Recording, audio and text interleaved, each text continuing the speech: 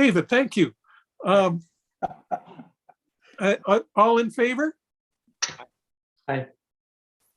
Okay, so there we go. I think we're ready for the, well, I guess we'll check about public comments. I don't think there's any public comments. So Maureen, Steph, can you let the delegation in, please?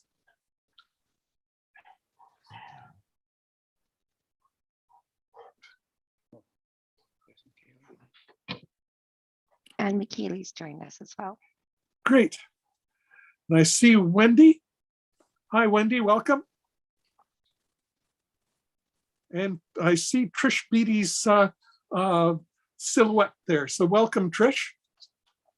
So we're waiting with bated breath for your the delegation to speak to us. So please take it away. Wendy and I? Yep.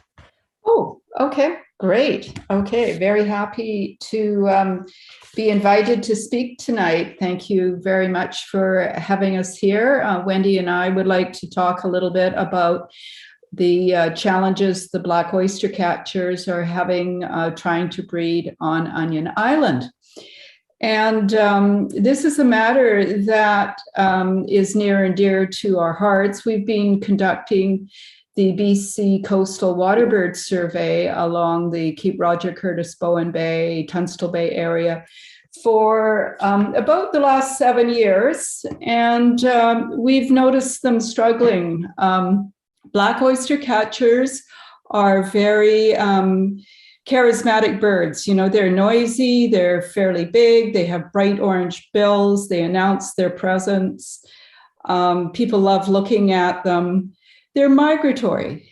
They are officially protected under the Migratory Bird Act. You know, their range goes from Alaska down south of here. We probably have about 30 oyster catchers in Howe Sound. Now, to the best of my knowledge, we have 2 pairs that are trying to nest repeatedly on Onion Island.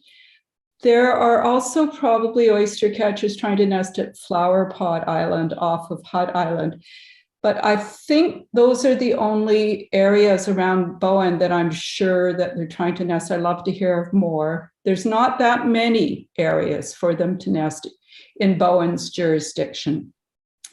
Anyway, what we have noticed was that each year the birds would obviously be mating and settling down to nest. They just have a very exposed nest on the rock above the intertidal area. And they decorate it with some little shells and lay their very camouflaged eggs in it. And the eggs take about 3 weeks to hatch. And then, you know, hopefully the chicks would then mature and then be with them for the rest of the summer season. But what seems to happen is there's nest failure. They abandon the nest, or the chicks arrive and then they don't thrive. Now, I've only noticed one set of chicks in the last, I would say the last 15 years or so. Mostly I just see that they abandoned their nest at one point, and that's that. About 6 years ago, Dr. Rob Butler and I did a survey of the nesting black oyster catchers in Howe Sound, visiting the Paisley Group and Worrelcombe and Bowen Island. And he documented that there were 2 active nests there on Onion Island. So what is happening? You know, what about these birds? They are generally holding their population somewhat stable throughout British Columbia. We can't call them threatened. However, our population around Bowen is not thriving. You know, ultimately, these adult birds that are consistently laying on Onion Island, and they have territorial loyalty. They'll keep laying there. That's their place. They're not going to up and move. They're like us with our homes. Ultimately, these adults are going to age out. and that will be that. And so the question is do we want to offer them some protection? Onion Island sits in Tunstall Bay. I actually can watch Onion Island out of my kitchen window. I'm very happy to be able to do that. And I realize that's a bit of a privileged statement to say, so pardon me.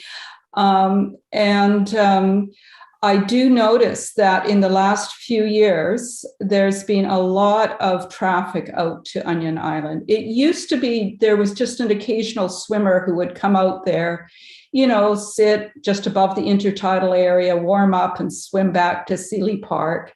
And occasionally someone would, go out there in their kayaks. Now there's swarms of kayaks. There's consistent invasion of the island during the breeding season. There are people coming on stand-up paddle boards. There's people bringing picnics. There's people who are bringing dogs. And I think this is really one of the reasons why these oyster catchers are struggling.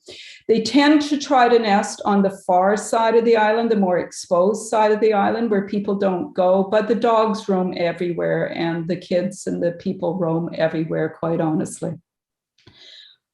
Their breeding season is very distinct. It is from the beginning of May, the first, second week in May, and usually they're all finished by about the second week in July, maybe a little bit later if their first nest has been unsuccessful. So there could be a window of time where a human presence on Onion Island wouldn't endanger the breeding oyster catchers. So Wendy and I were hoping that the community could come up with a plan to give some protection to these breeding birds. They're not the only breeding birds there. There's also Canada geese. Onion Island is also a place where there's a lot of harbor seals that haul out. For example, 2 weeks ago, we counted 114 harbor seals around the island. And there may be some regulations that, are to offer protection of marine mammals too. That's not my expertise, so I'm not sure.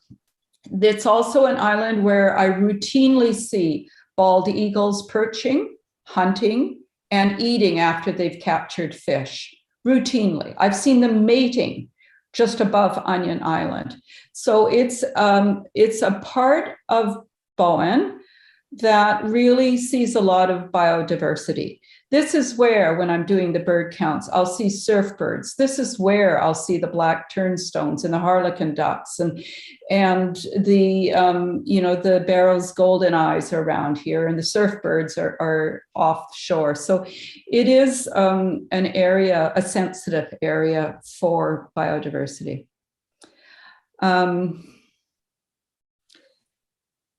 So we have reached out to a number of other organizations to see if they had suggestions. We've reached out to Remy Torrenta of Birds Canada, David Bradley of Birds Canada, and they support the initiative of trying to offer protection because this is a portion of Howe Sound that has been labeled as an important bird area. Just a minute, please.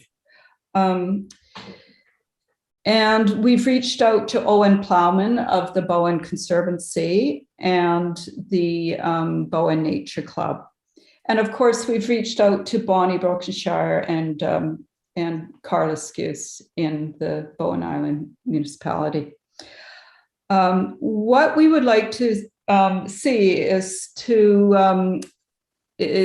what we would like to promote is more signage to occur along some beaches, perhaps on Onion Island, which should be doable because I believe that this is Crown land that Bowen has jurisdiction over, and any access point that is public land that a signage could be put up on, explaining the importance of respecting the oyster catcher's breeding season and trying to limit human impact during that breeding season, especially dogs and human impact.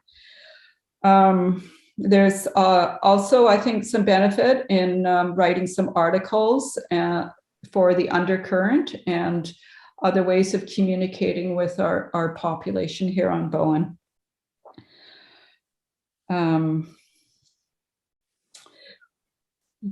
I understand that there's been some communication with provincial and federal agencies as well about this. So to summarize, we have an iconic bird that is supposedly protected by the Migratory Bird Act that's being threatened in our jurisdiction because of a lot of human traffic. And we're hoping to educate our public to try to encourage a voluntary staying away, avoidance of the black oyster catchers during the breeding season. We have also heard through Birds Canada and the Wildlife Conservation Society and the KBA, the Key Biodiversity Area group, that it does help to have a caretaker or caretakers or people in the local community who can be advocates for the black oyster catcher. And this may be another way that we can move this forward if there's enough momentum to do so. So thank you very much for listening to me. I really appreciate being offered the time to speak about this situation, and I'm very happy to answer questions. I did speak to Wendy at the beginning and mentioned that I may forget to say something because I'm quite a nervous speaker, and so perhaps she has something that she wants to add, but I'm also happy to try to answer any questions about the bird. Thank you. Thank you, Trish. I've got a question to begin with. Have you talked to the Islands Trust Conservancy? No, we haven't talked to the Islands Trust Conservancy. No. Yeah, they might be helpful too. Right. Yeah. Thank you very much, Phil. Mm-hmm. David, I don't know that he can see you. Yeah, I can see that McKaylee has her hand up. I have two things that I wanted to say. One of them is the black oyster catcher was included as a counted species during the Christmas bird count on January 2nd of 2022. And 15 individuals were counted throughout the Howe Sound area. So it was present in the winter time. And then I also wanted to ask, who owns Onion Island? Is that land that's owned privately, or is it municipal land? I can answer that. It's Crown land, but it's within the jurisdictional boundaries of Bowen Island Municipality. Michaela, thanks for that information about the number of black oyster catchers counted in Howe Sound. And that really is consistent with what Dr. Rob Butler said about there being on occasion up to 30 oyster catchers in Howe Sound. He also made the point that oyster catchers do very well in inland waters. With their breeding is most successful in inland waters such as the Salish Sea. And although they're a bird that's also found in the exposed coast, the mid-coast, and the outside of Vancouver Island, their breeding success is very poor there because of the storms and waves. Jeff, do you have any questions or comments? I think David's got his hand up there. You probably can't see that, Will, but I think over to David. Yeah. Sure, I got a couple of questions and comments. I mean, I used to, Trish, thank you for this. Wendy, thank you for this. I also used to live right there and could watch Onion Island from my kitchen window, and was one of those folks who would swim out there from time to time. What about just a couple of quick questions? Otters, are otters a problem at all in the summer to eat the kids? Well, oyster catchers are predated by ravens, eagles, otters, minks, one of the reasons that they tend to select the small islets is to try to get away from some of the mammals, which are more common in the main part of Bowen Island. Okay. Okay, thanks. I guess my next question would be for Bonny, for staff. So if it's Crown land, but it's within our jurisdiction, is a sign something that we can do? Do we have the authority to do that, Bonny?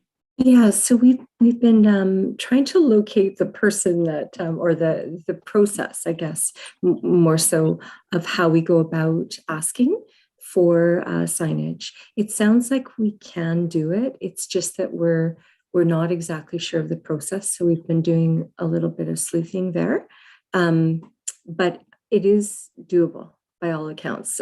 We have spoken with one person from the province, and we're just trying to find out exactly the route to go. And I know Wendy and Trish and Carla and I had spoken about developing some content perhaps for signage. And, this committee is really great. I know a collective group to view and to comment on some content for that potential sign.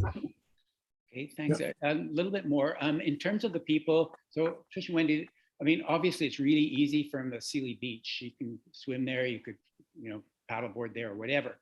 So are we mostly talking about people from Seale, or is it really people who, if they're in kayaks, that might have come from who knows where, sort of thing? So I guess I mean, if it's Seale, then the best way is, Wendy, go and talk to everybody on the beach. They'll know what you're talking about, and they'll stop. Further away, we need signs on the outside of the island, because that's where they'd be coming from, I guess. Any thoughts about that? Well, we had thought about approaching the kayak shop in Snug Cove, because we do get quite a few kayakers who do a half-day trip from Snug to Tunstall, and then they're picked up, or vice versa. And they'll often stop off. But I would say the majority by far are people who are coming from the neighboring properties, Seale Park and Tunstall Bay. Blue water. Yeah, and blue water. Yeah, thank you, Wendy. Sorry. Okay, so I think getting information to the kayak shop will be great, because he'd be super keen on that, doing something about it. And I think just a lot of neighborhood work. I mean, I know, just talk to some of the neighborhood leaders down in Seale. You all know who I'm talking about, and that would move through there pretty quickly. Yeah, the ones that are like Bowen Bay, that's a bit harder. Anyway, I certainly would support signage, and anything else to help them. I mean, the seabirds there are really quite wonderful, and I'd sure be happy to see them manage to procreate successfully. So thank you. Can I just jump in for a sec? I'm not sure if you can even hear me. Yeah, you can. Yeah. Yeah, you can. Okay, I've been looking for where to put my hand up. One thing I just thought I would add is it's not just landing on the island, although that's crucial. But even if we could just mention not to approach too closely, like with any cetaceans and things like that, just to keep a distance for the boaters, motorized and non-motorized. So just I would add that part. I think that's also important. That makes me think, Bonny, of buoys like is being used in Deep Bay to tell people about the to stay out of the eelgrass beds. So I think that that model might be very useful. The other thing I'm thinking of is stopping it at the starting point, the beaches, of having a well-placed sign saying, mentioning, talking about the importance of Onion Island as a biological hotspot for wildlife, and please don't use it. I think that's an option. I think the other thing is what our committee can do perhaps is recommend some of these actions that municipal staff could do. would that make sense, Bonnie? Well, I'm going to jump in. If that can happen at a subsequent meeting, Yep. we want to keep the routine of having the delegates. Yeah, we don't want to keep you here forever. You probably have the rest of your life to go to. But I'm going to also suggest to Jeff, if you see hands up, can you be the hands up guy, because I'm zooming around and I can't see much. So Will help. Yep. yeah, thanks. Bonnie. Thank you. Thanks, Jeff. I know that Wendy and Tricia and Carla and I are going to meet before our next ECAAC meeting. So we can sort of get some clarity on maybe some content for signage. In the meantime as well, Carla and I want to solidify the process of how we go about getting authorization to put signage on. I like the idea of the boys. I don't know if it's too deep or too exposed there, but we can look at that. Maybe there are some boys close by and they've survived. So that's a great suggestion, Will. So maybe at our next ECAAC meeting, which will be next month, we can report back and get maybe some formal support from the committee that would then go on a council agenda and it would be public record. But in the meantime, we can do our homework. How does that sound, Wendy and Tricia, as a process? Sounds good. Sounds good. I think you've sold us on the importance of Onion Island, and anybody that's seen a black oyster catcher is going to love them. Yes. And so you've got support from us about this. And Michaela's got her hand up. Yeah, I just wanted to say that if we're looking at the buoys, there are some eelgrass beds that are documented in the David Suzuki Foundation webpage. So in the vicinity of that. So, and I think there's some important spawning habitat that's noted on that website too. So we just need to be careful about the placement of buoys in that area. Yeah, we do have those layers too, just for public record. We do have them on our bow map as well. So Great. so people are, and it's in the Marine Reference Guide as well. So any final comments or questions for our delegates? Great initiative. Thanks very much for bringing it forward, Tricia and Wendy. Yeah, really good. Thank you Thank you very for much having us. for giving us time to listen to us. Thank you. Yes. Thank you very much. I Hey. appreciate that. Thank you. Bye for now. Okay. Bye for now. See you later. All right. Thanks, everyone.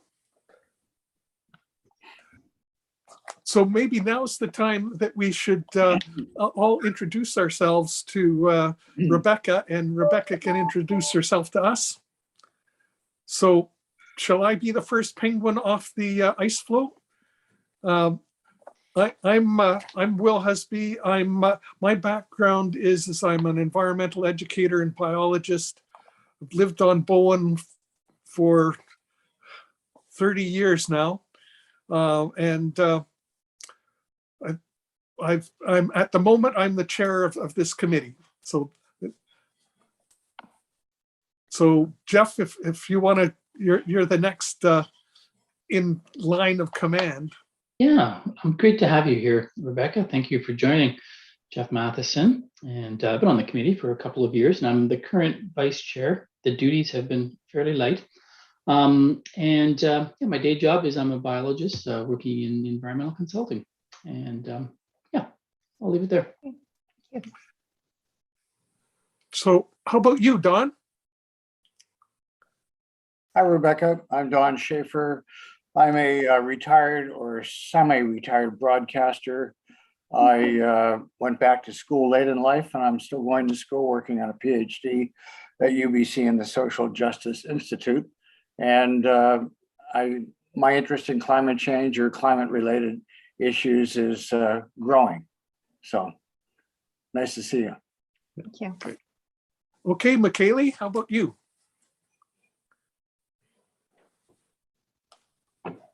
I'm Michaeli Florendo, and I'm an environmental consultant here on Bowen. And she does all kinds of things in the nature club and that kind of thing too. So she's does lots of things. How about David? Okay, hi Rebecca. Yeah, David Hawking. I'm a municipal councillor. Before that, actually, before I was a councillor, I was chair of this committee. I've done a whole lot of environmental work and communications work over many, many, many years. And yeah, I'm semi-retired right now. Welcome. And then Maureen? Are you Hi available? there. Yes, I am. I just got home. Hi, Rebecca. Welcome to the committee. And that's one of my cats who's very hungry that just walked in the door. I have a day job. I'm the coordinator of the professional communication program at Douglas College, and I'm a second-term municipal councillor. Welcome aboard. Thank you. All right. And so Rebecca, welcome. Thank you. So I'm Rebecca Maurer. In my day job, I'm the Chief Executive Officer of something called the Post-Secondary Employers Association. And Maureen, you may, although I don't think we've ever met in person, I used to be the Associate Vice President of Human Resources at Douglas College before I stepped into the role I'm in now. I do remember that, yes. Yes, yes, although I'm pretty sure we've not actually met in person. My husband and I have been on Bowen for almost 3 years. And my interest in this committee was getting more involved in the community, more involved in municipal issues. And I would say, maybe like you, Don, just a strong personal interest in these issues and looking for an opportunity to contribute and also to learn a lot more. Great, thank you. Well, so I guess we move on to the next one. We're looking at elections. And so I guess it's just for 2 positions, chair and vice chair. And so any nominations? I'd like to nominate Will. Okay, and for chair? Chair. And I'd like to nominate Jeff for vice chair. Seems like our work is done. Well, there might be a hard-fought election. Are there any more nominations? Are they 1-year terms? Just a question. Yep. And so around this time of year, we do this hard-fought election, and You can put then your own move name on. forward as well. If you're feeling bullied by these two. So Rebecca and I could take a run at you next year. We've got a year to plan it. Okay. All right. Plan your campaign. Not the campaign. Yep. Okay, so with no other nominations, I guess that's settled. Do we have any formal things I have to do here, Steph? Yeah, just vote. We were seconder voter. Okay. All in favor. So I nominate Jeff as vice chair. Do we have a seconder? Second that. All in favor? Aye. All hands up. Okay, unanimous. Aye for me, yeah. And how about for Will as chair? A seconder? I'm happy to do it again, but maybe somebody else should do it rather than a councillor. I'm happy to. Yeah. All in favor? Aye. Aye. Aye. Okay, we're done with the election. Thank you, everyone. Business arising from the minutes. Climate action strategy review from Bonny. Could I just sort of interrupt for a moment here?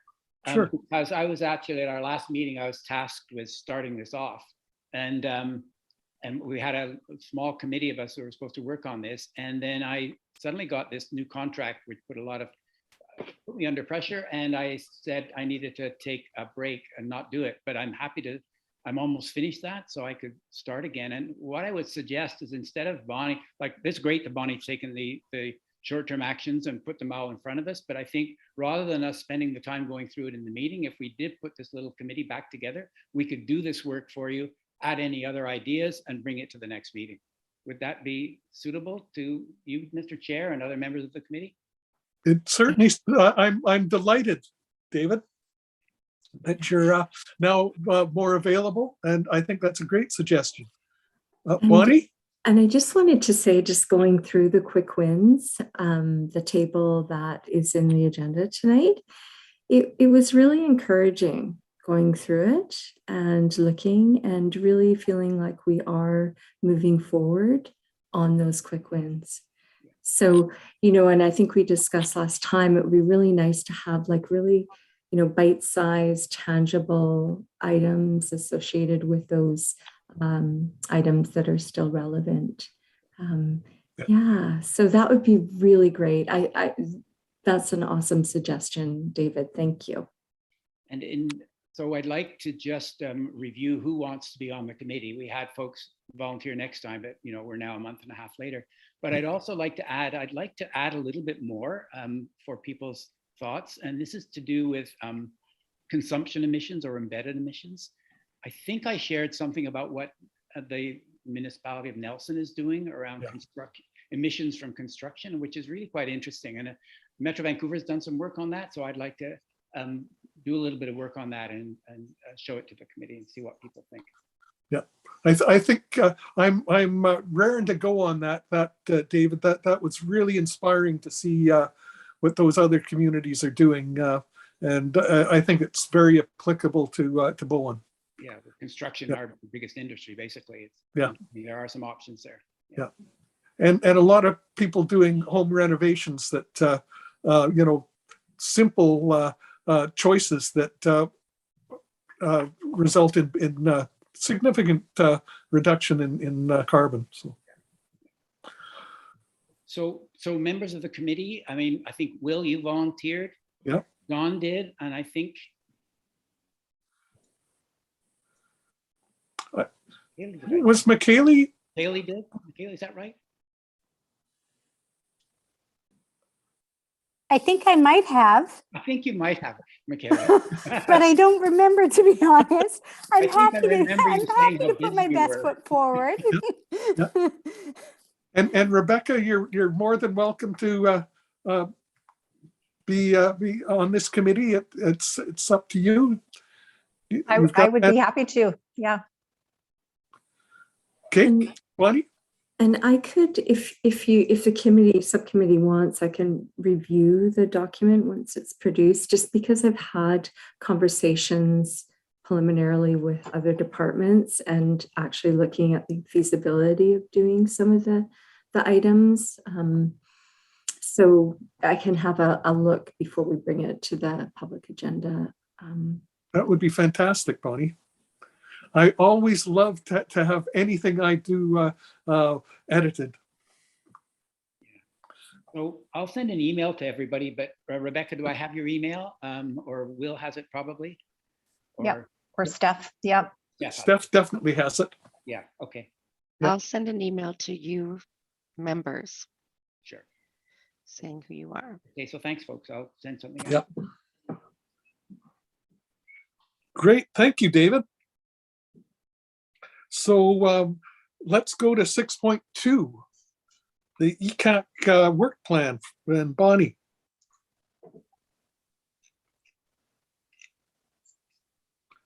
Oh, you're muted, Bonny. Are you able to, Steph, to kindly bring that up for us, the work plan? Great.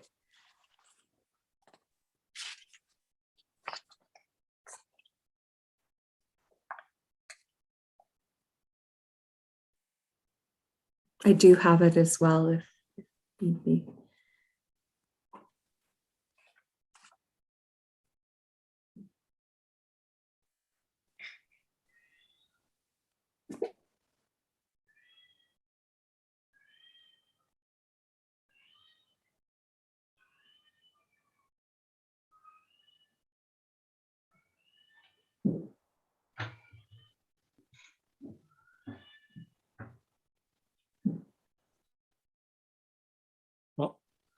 Maureen has muted her cat. Would you like me to bring it up, Steph? It's coming. It's just slow. It's coming. Okay, great. Thank Netflix you. hour, I think. Now, the meowing is the excitement after food. So there's the excitement before food and the excitement after. That was delicious. Aw. The cat happy dance. Yeah. There it is.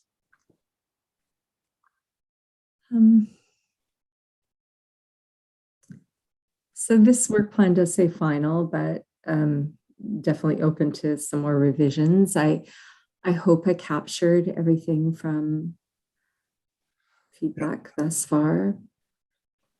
Yeah, it looked good to me when I reviewed it.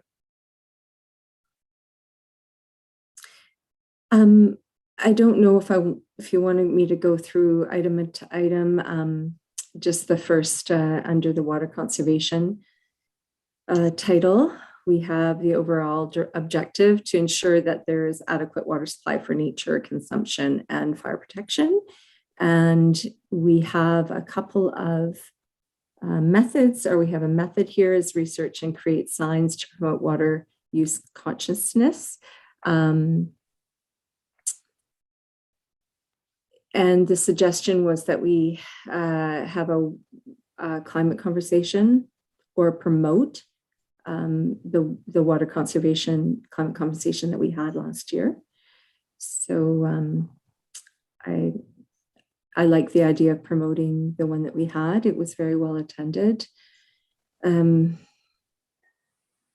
there's also bringing forward some ideas for signage in May, approximately April or May of 2022. And that would just involve all ECAAC members. So we can get that on a council agenda and people could start thinking about ideas. Great. I like to see that Don Schaefer leading. Yep. Is that supposed to be a B bullet like that, Bonnie? Maybe No? that would be. Good, okay. Yeah. We have two hands up, Councillor Nicholson. And Okay to speak here. Yes, please. I'm just thinking about some of the recent events within the municipality. One is that we have a chief financial officer who is joining us in 2 weeks' time, who spent a considerable amount of time thinking about water conservation and water rate structures. And I'm wondering if Kristen might have some input here that would be useful. And I don't know how that would get captured in the work plan. It may not need to be captured in the work plan, but just to remember that we have her, you know, as a potential resource. And then the other point is just it may be useful to explicitly make sure that the connection between water consumption and high levels of sewage is made in any public education piece that we put out there. Yep. So not just water conservation. And I don't know what the flip side is. And, you know, it's not sewage conservation, but it's a connection that needs to be stressed.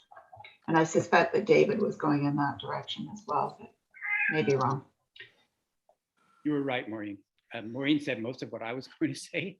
But I think, you know, one of the things that, as Maureen says, current events, things that where council is up to right now, one of the things that has come up is that, well, just what Maureen said is that the water that you bring into your house through the tap and the toilet and so on is what goes into the sewage. And we've got too much of the stuff, so we need to use less water. We want to make sure, and I think this committee can make a recommendation to council. Council would want to do it anyway, that we make sure that our water pricing structures across the island encourage conservation. Currently, they don't. Yep. Thank you, David. I think that's a great suggestion that we make that recommendation. when should we do that? When we do this in May, maybe, I don't know. Okay. Should we put as a C, a bullet under methods, look at water pricing structures? Good idea. Sure. And then also in the item or the column where it says task members assigned, we could put CFO in there as well. Well, I put the finance department as a partner Okay. as Okay. opposed to Oh, okay. was not a Perfect. member. Yeah, perfect. And then just for yellowing additions for Okay. your review. Thank you, Steph. Thank you. And McKeely has her hand up. Thank you.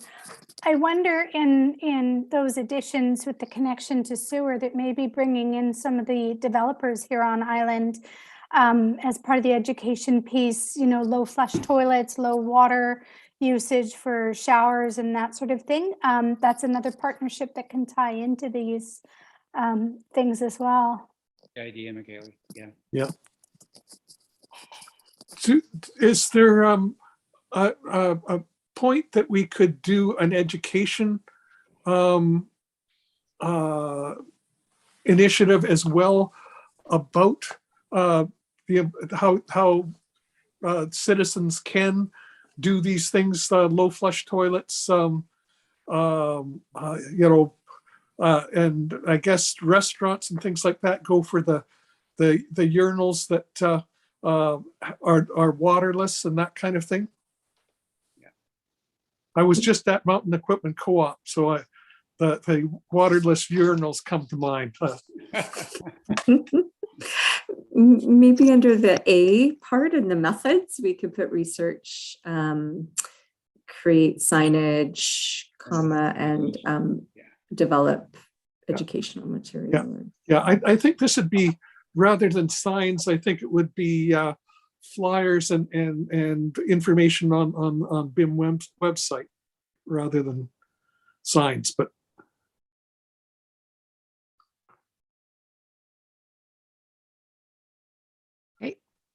and McKaylee, I just saw your text suggestion flash by. Could you read it to everybody? I was also just thinking of other, like how things you can do around the house. Sometimes replacing a toilet is outside people's means in the moment, but Yep. putting a brick in the water tank, which basically just reduces the volume of water, is a way that can sort of accomplish the same thing. So having like tricks and tips and that sort of thing to help reduce water consumption in the same way. Great.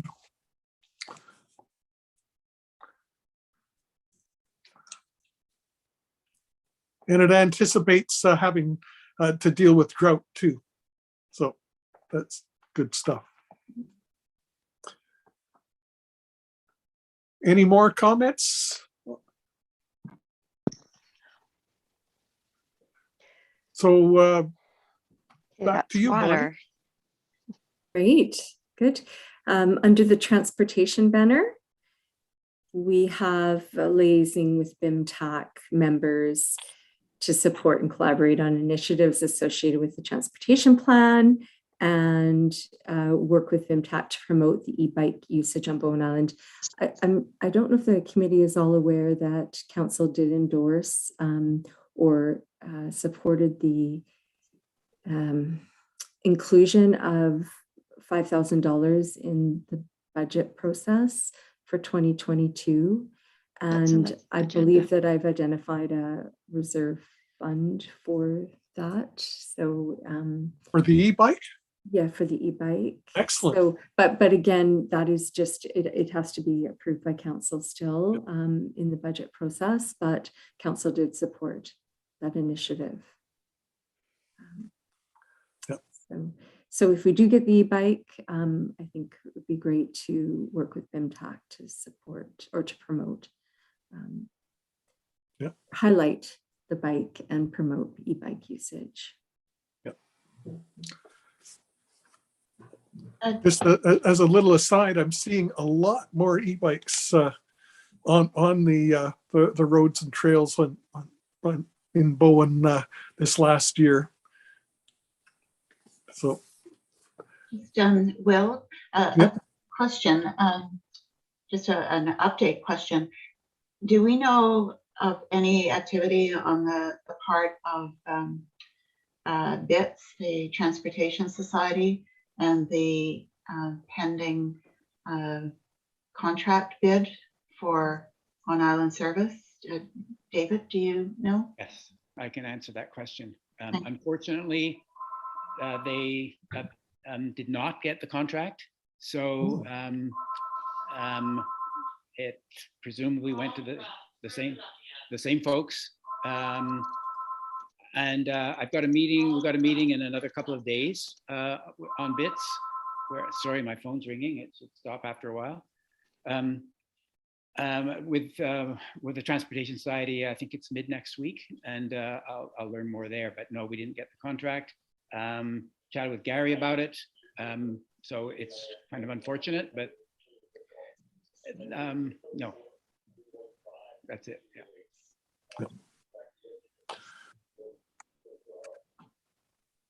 Any more discussion?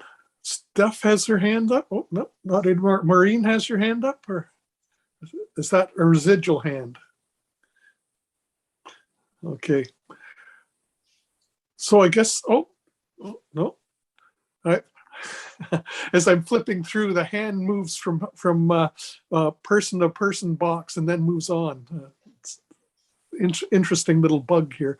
So I guess, Bonnie, it's time to move on to the next. So the next category is waste management. And we have, under waste management, reduce plastic and waste and increase recycling of alternative materials.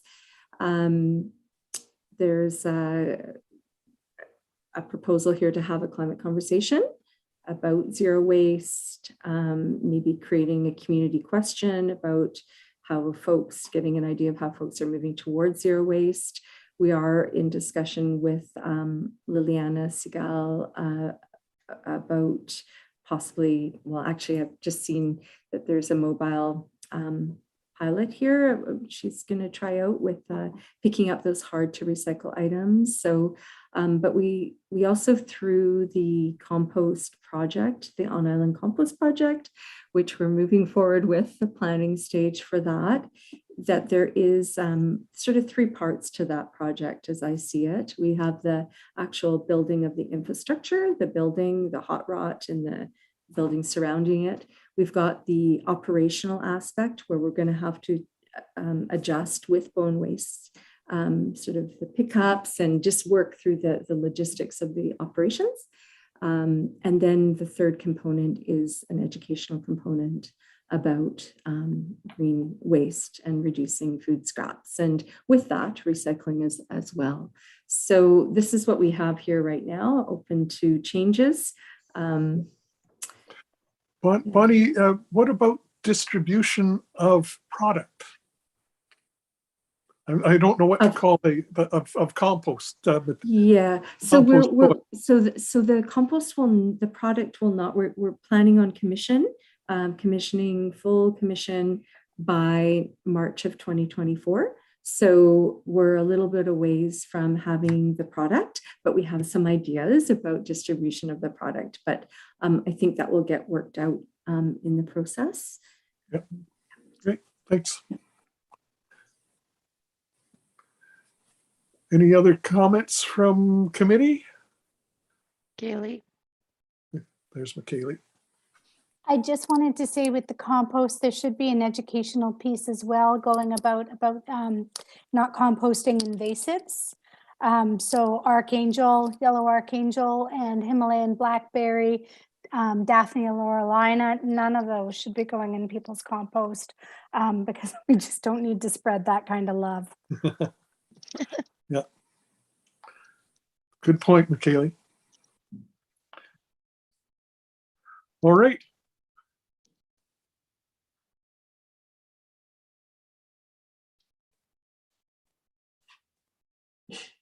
Great. Thanks. So moving on, the next category is building efficiency. And this ties nicely to climate action strategy section 4. So we're trying to tie all of the initiatives to the climate action strategy. So this one is educate community about opportunities for retrofitting older homes, including heat pumps and possible climate. And we could have possibly a climate conversation around that. I know heat pumps have been on our work plan for a while. We haven't really done a lot of education about it. I really feel that there's members in the community that are doing a fairly good job. People that have put them in their homes. I have a few neighbors and really spreading the word. Will, I believe you have a heat pump, don't you now, in your home? Yep.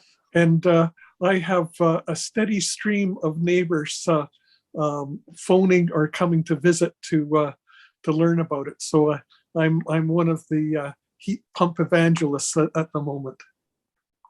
As am I. And Yeah. when you get really hot weather, you don't need a lot of convincing.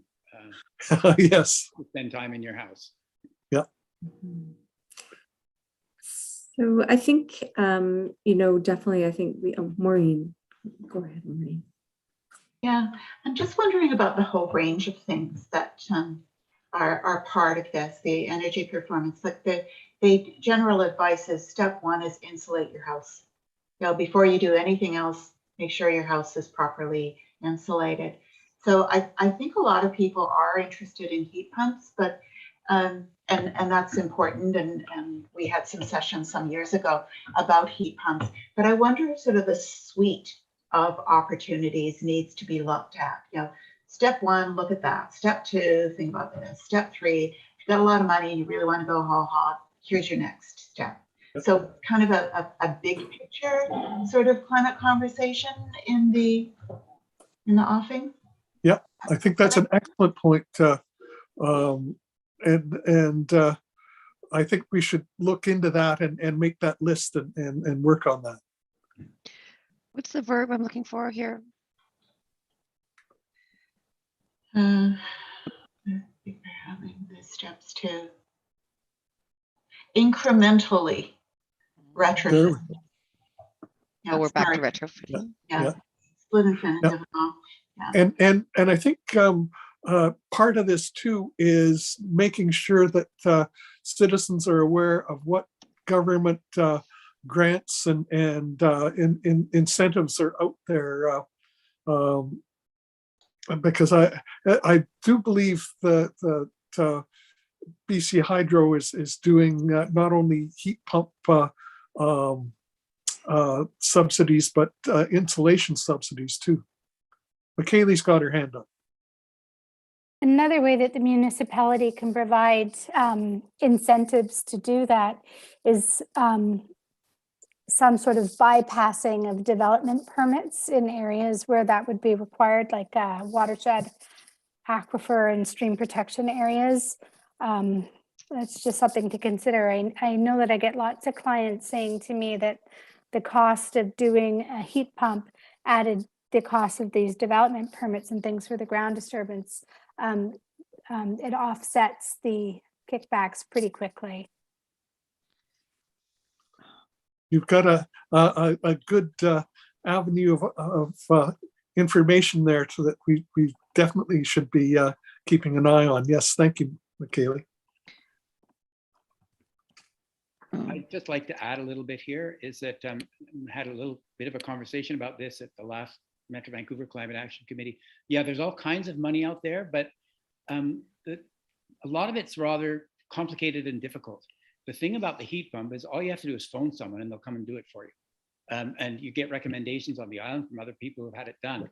But to get your home insulated, you've got to have various tests. And is there someone who can do it? I don't know. And I should do it. I haven't done it because the heat pump was way easier. And so if we do have information about, well, I think Maureen's idea is good. We should have information about all the steps. The first step should be insulating. We have to include in there how to do it in a nice, easy way. Like, okay, who on the island can do this? Mm-hmm. Who can you just phone and they'll make it happen, rather than you have to do a whole bunch of research and then think, oh, I don't even know how I'm going to do this.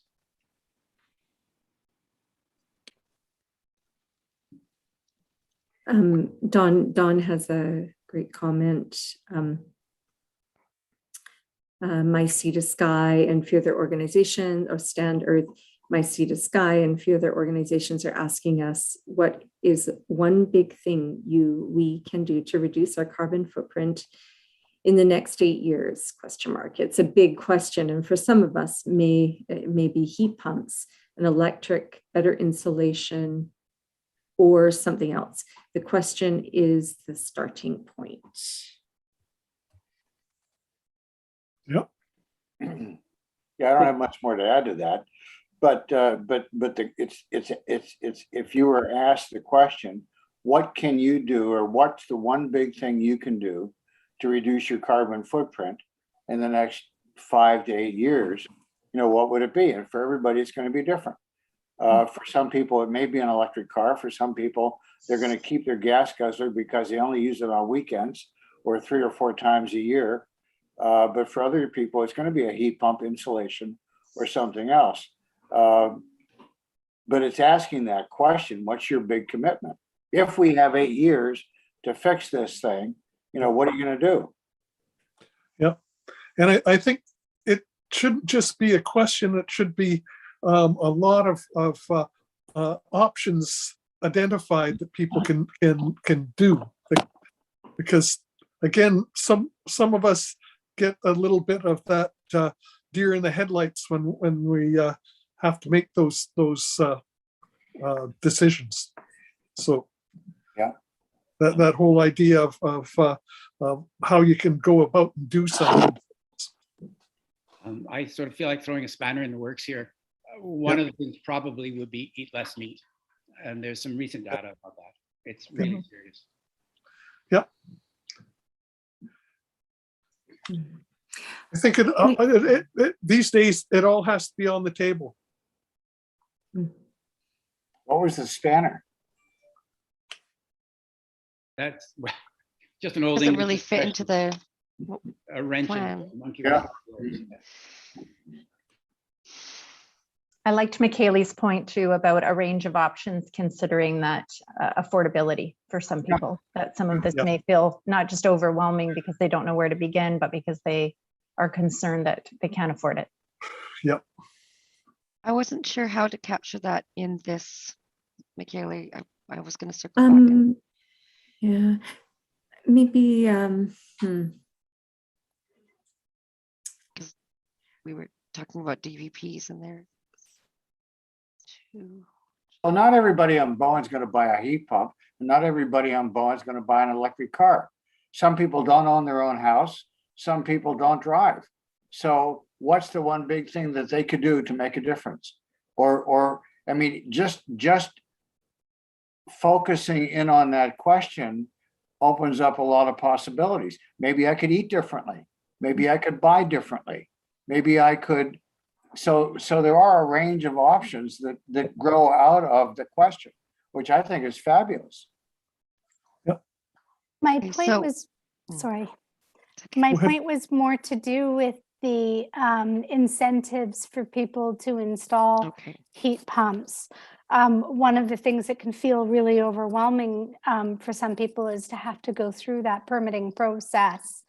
And so if the municipality actually had some sort of avenue or something where they didn't necessarily need to obtain the development permit. It's my understanding most heat pumps are going within a certain distance from the house, which is usually a previously disturbed area because of the construction of a house. There's usually a setback around the existing structure that's been disturbed for the installation of the house itself. And so it seems to me like maybe bypassing or once they reach out to say that they want to install a heat pump, then the municipality can say, well, show me where you want it to go. And then we can bypass that development permit, mainly to provide more incentive for people to do it. Okay, so just does that capture it here then, such as? I think maybe I'd feel a bit more comfortable because I don't know about doing that. I could see maybe reducing fees. I don't know the logistics around actually having exemptions from a development permit area. I guess it is possible in a WASP area, but maybe just incentives. If the committee is okay with ongoing investigating incentives, like coming forward with some options for incentives, and then we could do a bit of research at the staff level to actually see what is feasible for incentives. Great. So I'm taking this out now. Is that right? And I think, Dawn, I wonder if your one big thing idea maybe is best under the last item, the community-based climate action item that we haven't gotten to yet. Yeah, I can't take credit for it. I'd give it to, Stand on Earth or My Sea to Sky. I just like the question, and I like the breadth of the question, and because it goes beyond finance and class or where you are in the food chain. It asks you to contribute in whatever way you can. The question came out of so many studies about climate change and the failure of COP26 that everybody is so overwhelmed by climate change that they don't feel they can do anything. So by breaking it down to just one thing, what's the one thing you think you could do? At least starts to make it manageable and palpable.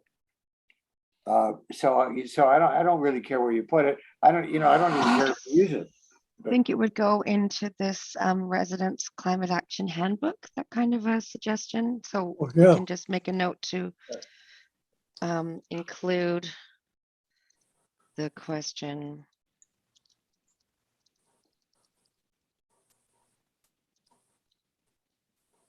I do think that there's some benefit or some residual benefit from the marketing that's going into this question, whether it's through BCIT, whether it's through a number of not-for-profit organizations or environmental not-for-profit organizations. I think there's a benefit of taking advantage of some of that marketing momentum because it will become a more common question. Okay. Okay, there we go. I'll go back up to the building section. Okay. Is that okay with everybody? Awesome. Sorry to give you a stroke. I know the scrolling is tough.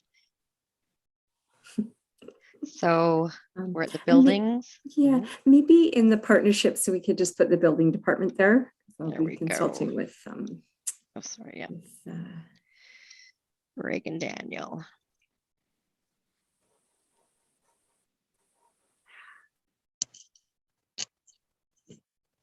thank you. Okay. Great. Good. Environmental protection. Yeah, moving on, environmental protection. So support conservation initiatives and assist with developing environmental protection tools as directed by council, and that's ongoing. And that will include reviewing and commenting on guidelines, policies, and bylaws. I know that there will be some policy and a bylaw, at least one coming forward to this committee for their comments this year. And we can still encourage retention of tree canopy and permeable surfaces for rainwater retention. I don't know if that's through some educational material. I'm not sure how we encourage it. I always, when I comment on development permits or DVPs, that's something that I always look at and do mention. But as a committee, I'm not sure. Do people have ideas on how we can encourage retention of tree canopy and permeable surfaces for rainwater retention other than through an education component?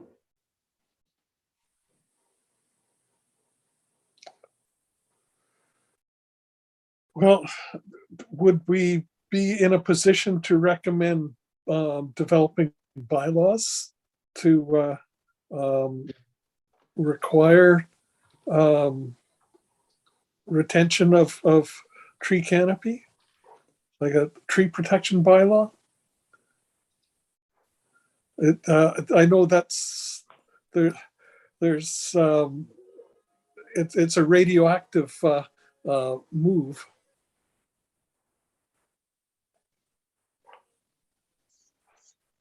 Just asking.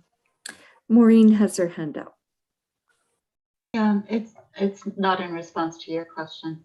Well, it's just when we were giving feedback on the Arbutus Ridge project, we did make recommendations to council to take into account tree canopy and permeable surfaces and so forth, and that was heard, and that's coming back to our committee. I think that's what Bonny was referring to in terms of an upcoming bylaw development. The other thing that is in the works, and I don't know if everybody's aware of this, is that we have an upcoming committee of the whole.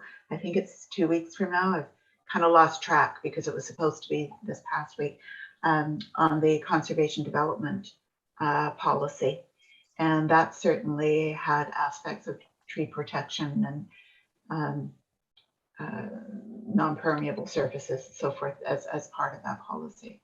So I think there are multiple opportunities coming up over and above potential radioactive bylaw. Yeah.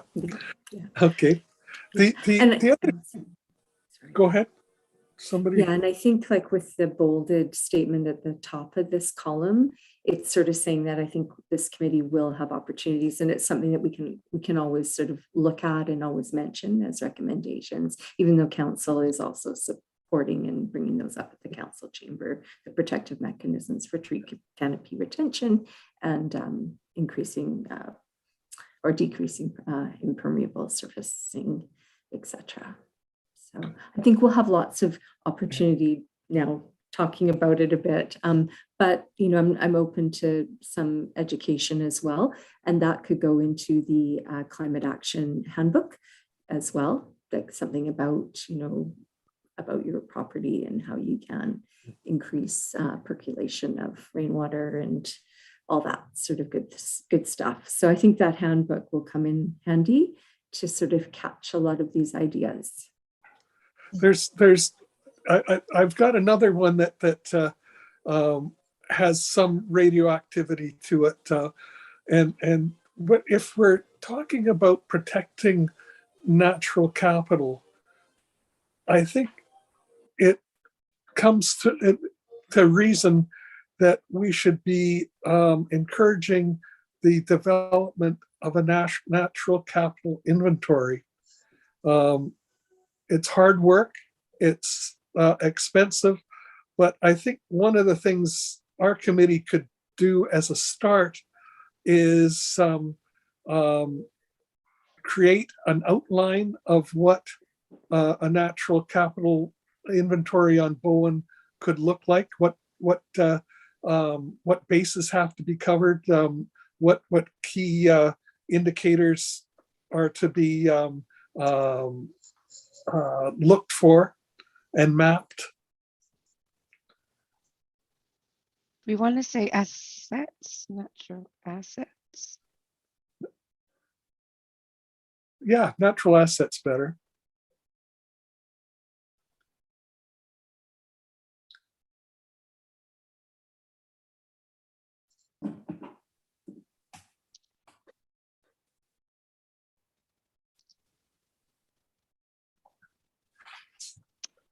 Keely, then Maureen, then Bonny.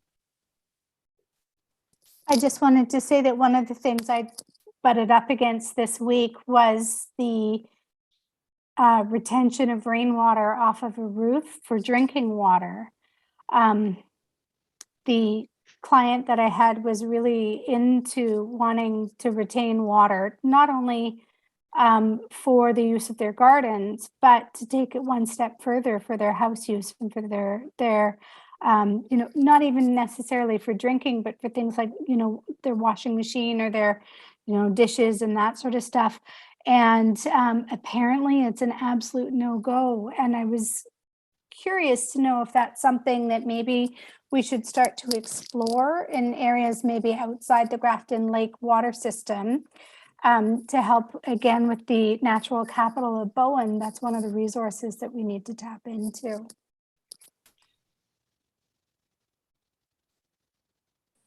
Could you run that by me again, McKaylee? I didn't quite follow.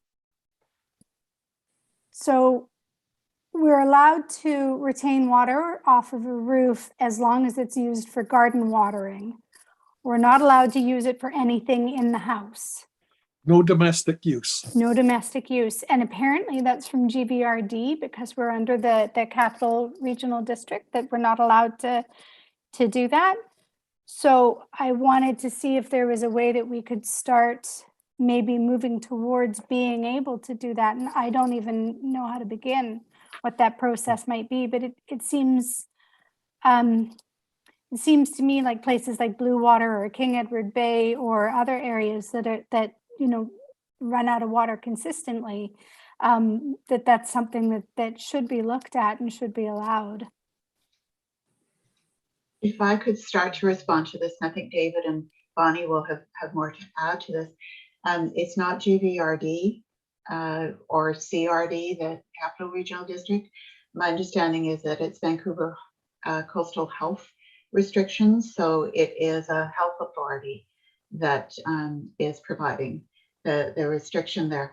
And there have been some attempts in the past to do research on this topic, in particular looking at the work that's being done in Nanaimo regarding the use of gray water. So you're running into that health authority restriction. There has been some work done on it, and it is proceeding at a snail's pace. Maybe David and Bonnie, do you want to add to that? Because it's a really important question. Yeah, that's exactly what I would say, Maureen. That's what I know about it as well. Yeah. Same me, I don't have anything to add. That's correct, Maureen. So I guess McKaylee's question of, well, this is important, this could help, how could we advance that, is still there. Yep. Do we leave that in? Yep. Wondering if does it belong in this category, or does it need to go back up to the water conservation one? You get two things going on there, and the latter addition probably could go into the water conservation area.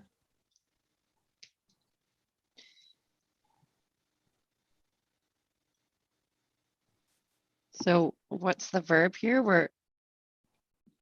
I think it's an investigate. Yeah, investigate. Investigate. Thank you. We have. Yeah.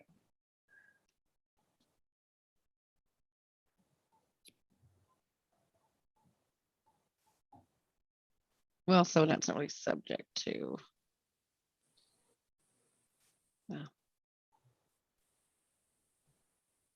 advocate. I think investigate's a bit more neutral. We're at the wrong end of this document. I'm going back down.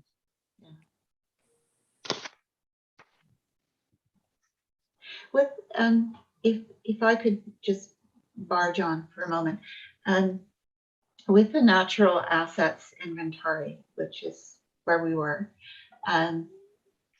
one of the things that's happened in recent years is that there is a statement in our financial statements, and it took a bit of banging at the door to get that statement in there about natural capital, natural assets. So it's kind of a boilerplate statement about, these are the financial, accounting traditional assets of the community, and there's this whole other suite of natural assets. And there has been an interest on the part of council in pursuing that, along the lines of the work that was done some years ago now in, I think it was either Gibson's or Seashell. I think it was Gibson's. I think it was Gibson's. Gibson's, yeah, under an annual. So when we want to advance something, we ask council, like really want to advance something, we ask council to tell us to do something. And then they think about that. And it's a clear request from the committee to please, let us go forward with this. Unleash. Yes. Unleash the ECAACers. So I'm wondering if a resolution coming out of this meeting along the lines of the Environment and Climate Action Committee requests that council direct ECAAC to provide recommendations for the development of a natural asset inventory, because I have a feeling that council isn't quite sure where to begin. And also, I know that there is interest on part of our new CFO, but at the same time, there's a heck of a lot of work to be done on the traditional asset management plan. Yep. So what do you guys think of that? I think that's brilliant. I think, go ahead. No, I agree. It's a terrific idea, Maureen, I think. So when we're finished this reviewing the work plan, that's when we'll make that motion. Great. Maureen, you said this was done in another community in Gibson's? Yeah. Is there information that could be circulated to the committee that explains how they approached it?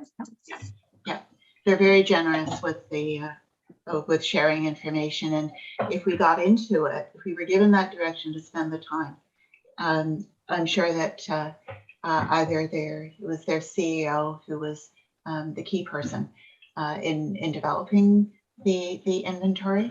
I'm sure that they'd be happy to come and talk with us or share information. That'd be great. Yeah. Bonnie's got her hand up.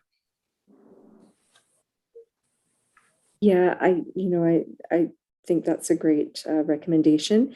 From a staff perspective, reality check is, I think that maybe saying over, 22, 23, like I honestly am looking at my work plan, and I know that even a subcommittee, I know we've got a couple of subcommittees struck with this committee already, and I'm cognizant of the time.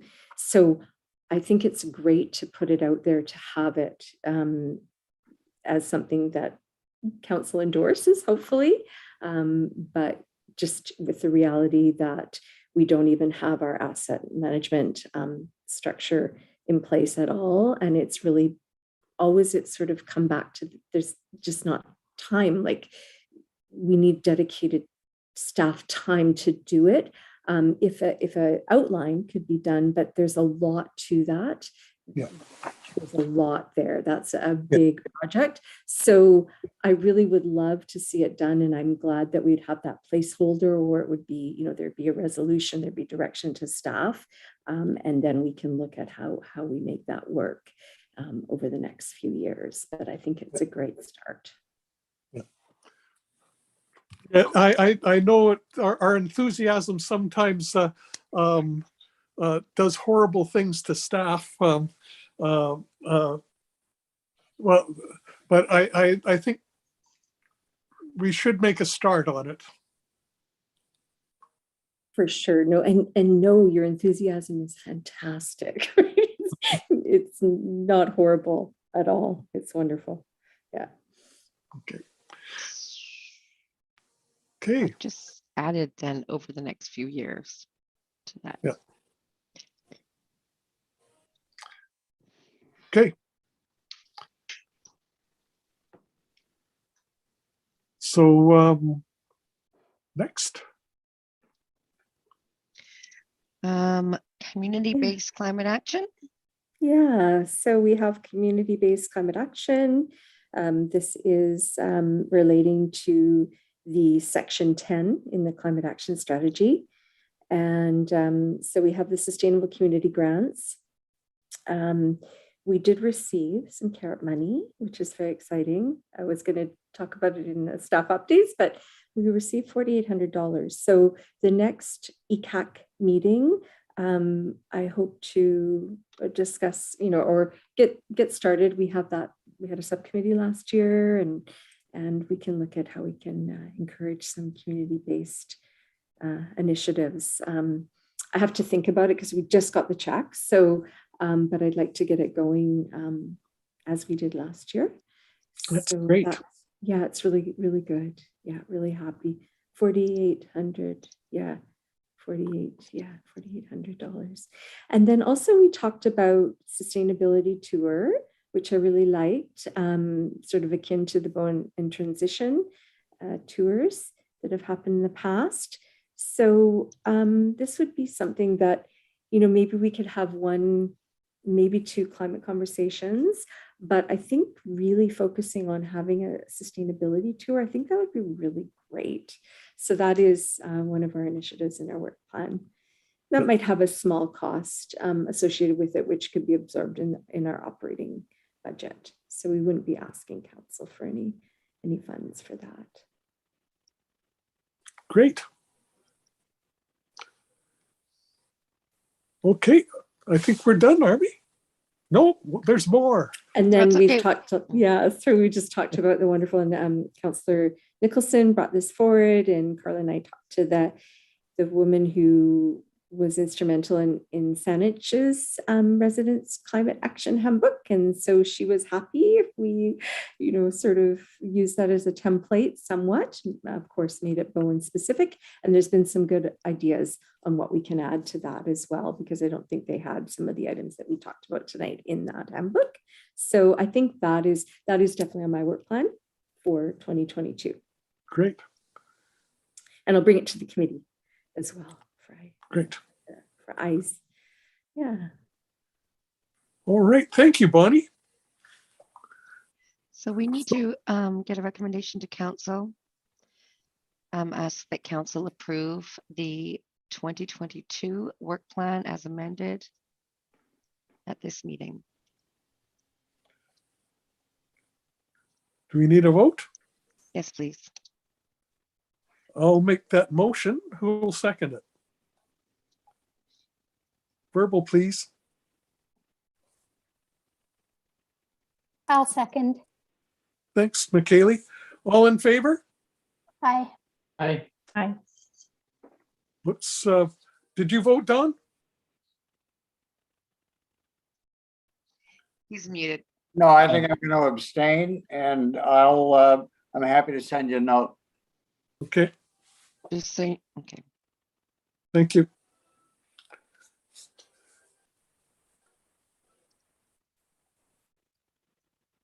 Okay. So the next one is, let's make that motion that Maureen brought up. Okay, so the wording I have is the committee requests that council direct ECAAC to develop a natural assets inventory over the next few years. I don't think that's exactly what you said. Direct ECAAC to provide recommendations for the development of a natural asset inventory. For the development of a natural asset inventory. Now, over the next few years, I feel like it's trying to speak to Bonnie's point, but sounds a little fluffy. As resources permit. Oh. Oh, well done, Maureen. Well, it's just the next few years makes me suspect Don's going to put it in his note to Will. So as resources permit. Yeah. Okay. I'll make that motion. And Jeff. okay. Jeff seconds. In favor? Favorable. Aye. Any abstentions or? No, and just for the record, abstention is a vote in the positive. Sorry. Okay. You're okay with that, Don? Yeah, okay. All right. Updates. I Mark, forgot the BIMTAC update. Sorry, Councillor. Missing in the work plan. I forgot to include it. Okay, there's the BIMTAC meeting is not until next week, so I don't have any update. Perfect. Okay. You knew that. Yeah, I knew that. Okay. Grafton Oh. Management Subcommittee. Yeah, so Carla couldn't make it tonight, but we'll have more to report next committee because we've met with the subcommittee with ECAAC and we've developed some good notes. That was a really great meeting, good start. And we are having a subcommittee with the Parks and Trails Committee as well to kind of look at it from a little bit of a different angle. So I think at our next meeting, Carla and I will have something to bring forward to the committee that's more organized. But just knowing that we have the two subcommittees struck and working towards a management plan.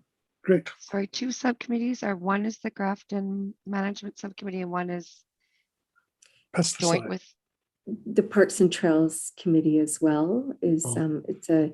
it's the same subcommittee, only it's a different group. We could tweak the name of it. okay. Mhm. Okay. Okay. Just a question. For the pesticide subcommittee, I get. The Grafton Management Subcommittee, I don't. The name is too vague for me. What's the main purpose? I think it's natural asset protection. It's water conservation, ecological protections within the Grafton Lake Nature Reserve. That's a bit wordy as well, but it's really looking at preserving and protecting and conserving the water resource that lies within the nature park. So it might need a better name. Yeah, I think it does. But that can be another day. It just raised all sorts of questions for me. Maybe once it's actually the Art Renaissance Nature Preserve, you know, that becomes the subcommittee name or something like that. Anyway, thank you. Okay. And anything about the pesticide subcommittee? Just that we had first reading for the pesticide bylaw in December, and then we did have a community information session that was last week on Wednesday, and that went well. It was a small group, but we did record the session, so we will put that accessible on our website. And it was a good, really positive session though. And thank you for the subcommittee. All of you were in attendance. So that was wonderful. So I have the second reading or going forward to council with some changes to the bylaw, tightening it up a bit, and the permit as well, permit section. And that's scheduled for the second meeting in February. I forget what date that is. So it's coming up soon. Great. Thanks, Bonnie. And it looks like you're up again for a staff update. I'll be really quick because, yeah. So just a few staff updates. We have covered quite a few of them already. There's a dive going on, which is pretty exciting. Amber and the Divers for Cleaner Lakes and Oceans, an amazing group. They're doing another dive on February 6th, which is a Sunday underneath the Bowen Island Marina dock. So the municipality is helping with that, with the bin, and it's going to be a bit of a smaller dive. I'm sure we'll put a few cans and bottles and things like that, but who knows? Who knows what items we may get? But it's just really wonderful, and they're interested in maybe going under the government dock and also maybe tackling under Union Steamship Company Marina dock as well. So really focusing on Snug Cove. So that's wonderful news. We do have a few more information mooring buoys for the eelgrass. They have come in, and we will be putting those out. Ivor will be putting them out for us in Mannion Bay. There were just a few gaps where boats were going through to get into the eelgrass beds in Mannion Bay. So we had money in the budget for 3 more mooring buoys. So that's going well, that project, and it's become a model for other jurisdictions. Quite excited about that. Great. Yeah, and just I think many people know there was quite a bit of shoreline alteration impacts from the storms, and we were down looking at ways to amend or fix Tunstall access to Tunstall Bay Beach and also Alder Cove.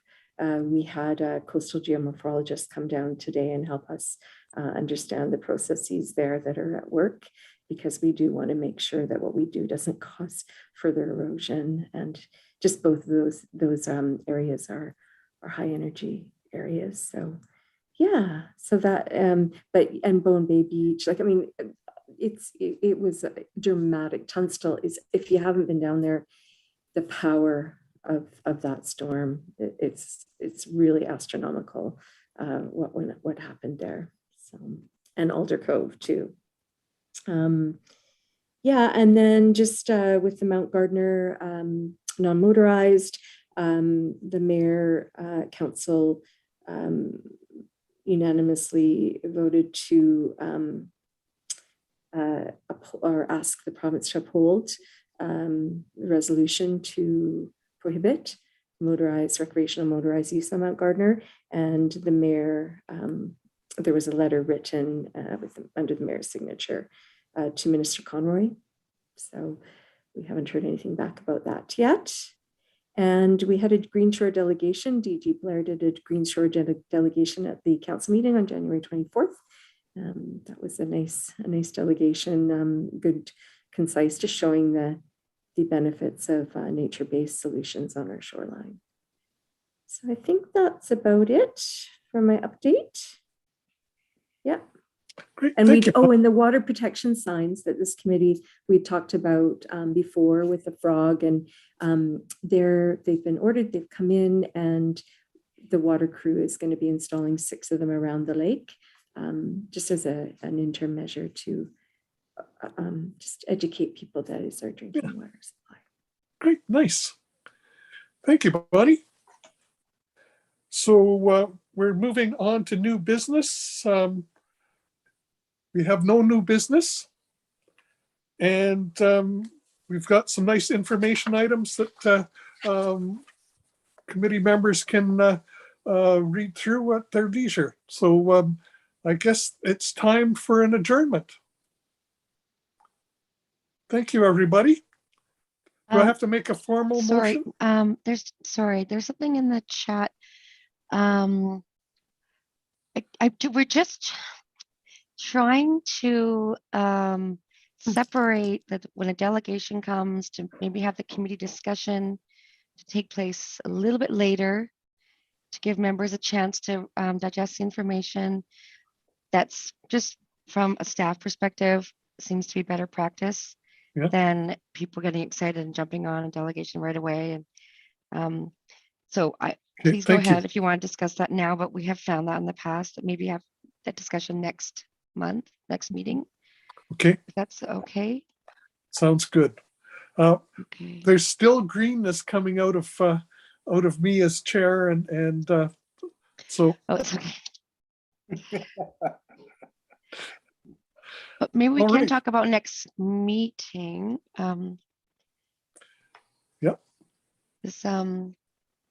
This time work for people, or would you like me to poll? I think you'll have to poll, because there's people like I think Jeff and McKaylee especially are dancing sometimes and are very busy. So not together, but yeah. Okay. All right. So anything else, Steph? No.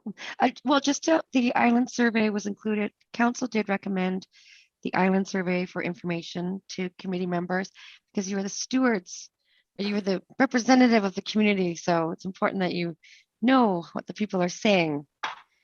So you have a chance for some interesting reading. All right, thank you. Okay, so that's the meeting. Steph, do I have to make any formal? So No. we're adjourned. Thank you, everybody. And especially thank you so much for coming aboard, Rebecca. Thank you. Welcome, Rebecca. Yeah. All right. Night, everybody. Have a Good night, night. everyone. Thank you.